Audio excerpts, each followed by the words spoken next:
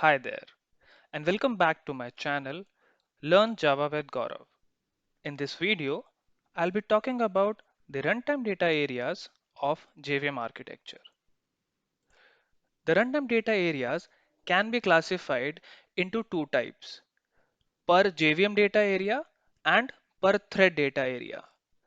Per JVM data area means that the data areas are created on JVM startup and are destroyed only when the JVM exits. Per thread data area means that the data areas are created for each thread and is destroyed on the exit of that particular thread. So heap and method area are created for every JVM instance. PC register, JVM stacks, and native memory stacks are created for every thread. Let's start with the heap data area. Heap is actually created on JVM startup and is shared among all the threads. Heap is responsible for storing the objects and the arrays which are created during the program run. So let's say, for example, you create an object for student class. This object is created inside the heap along with the other objects which are created on the program run. The object inside the heaps are reclaimed by the garbage collector. JVM provides the automatic memory management system which actually runs over the heap and identifies the objects which are not being referenced, and it destroys all those objects from the memory. Heap can be of a fixed size or it can be contracted or expanded based on the computational requirements.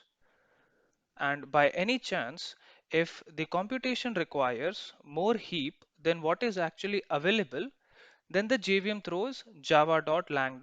Out of memory error. Let's understand the heap structure. Heap is divided into two generations, young generation and old generation. Young generation itself contains two sections. First is Eden space and the other one is survivor space. Whenever a new object is created, it is created inside the Eden space, and initially both the survivor spaces are kept empty. As soon as the Eden space is about to get full, a minor garbage collection is run over the Eden space. And as part of garbage collection, the objects are marked, sweep, and compacted. The objects are marked like this, the objects which are not being referenced in the memory, and they are removed from the Eden space. Memory allocator actually holds the reference to these freed up spaces so that it can be used to allocate memory whenever it is required. But since these memories are not in a continuous fashion, so it becomes a difficult task for the memory allocator to allocate the memory whenever it is required the next time. So to overcome this limitation, the compacting process is done and the objects are rearranged so that the memory allocator just holds the reference to the initial freed up space, so that whenever a next time memory allocation is required, it is done very easily because it is now in a sequential fashion. In context of compacting, the garbage collectors can be designed into two types: in-place compacting collectors and copying collectors. In-place compacting collectors means that rearranging the objects inside that particular space. And the copying collector means the objects are copied from one space to the other in order to rearrange the objects. So the design that you see over here is for copying collectors.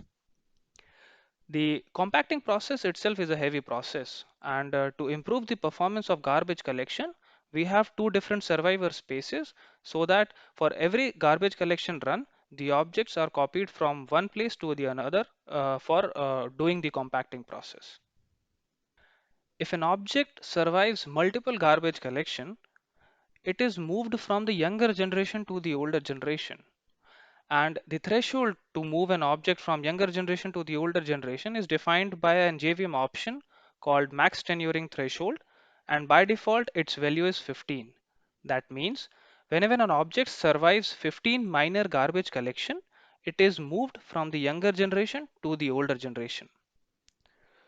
The objects from the older generation are removed as part of major garbage collection. So whenever the older generation is about to get full, the major garbage collection kicks in and it is run over the entire heap. And as part of major garbage collection, the objects from older generation also gets removed.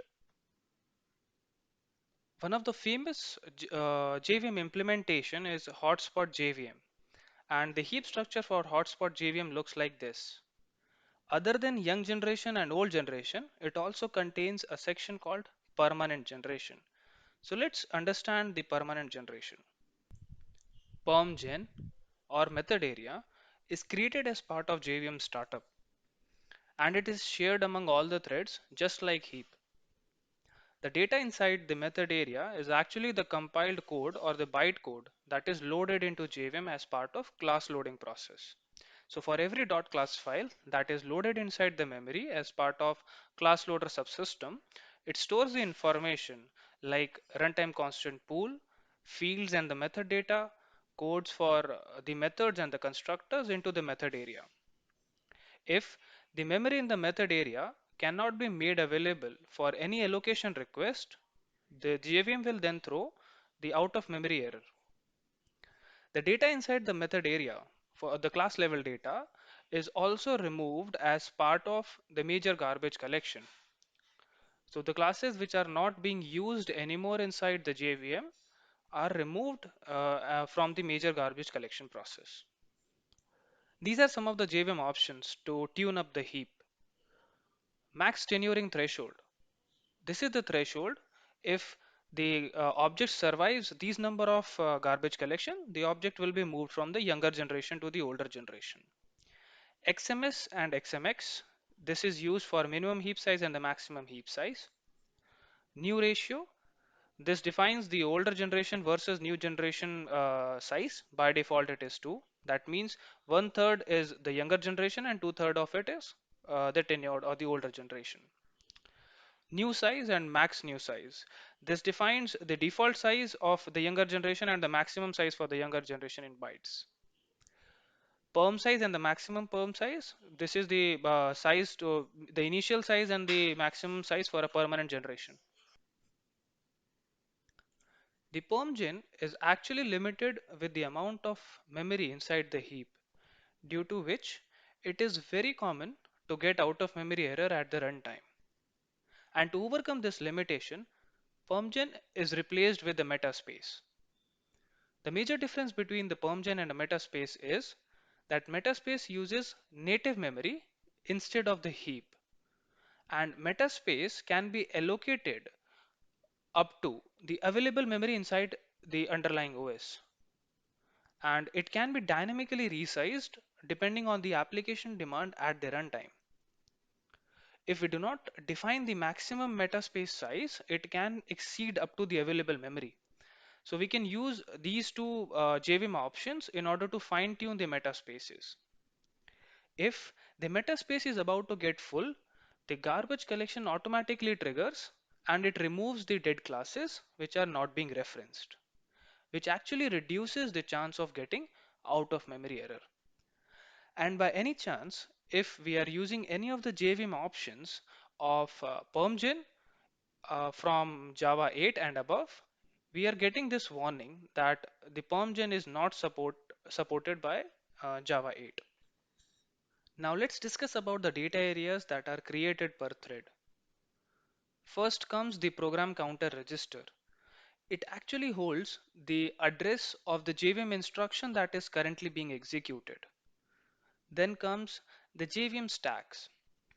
It is actually a set of stack frames that are put on top of each other for every method call inside the thread. So let's say, for example, if the program starts from the main method, then it calls calculate method, then it calls the print result method. Once the print result method is completed, it return backs the call to calculate method and it return backs the call to the main method. Every stack frame holds this set of information: local variable and the arrays, the operand stack for any arithmetical operation, and the reference to the constant pool that actually represents the object inside the memory. JVM stack can be either of a fixed size and it can be dynamic. The size of the JVM stack can be defined by the JVM option -XSS, and if the JVM stack exceeds the defined size, it can throw stack overflow error. And if it is dynamic, then it will throw out of memory error. To support native methods, JVM can use native memory stack. This actually works in a similar fashion with JVM stack, but it is a separate set of stack that is maintained for native method calls. That's it from my side on runtime data areas of JVM architecture. Thank you for watching this video. If you like this video, please do subscribe to my channel. I'll be posting new videos every week.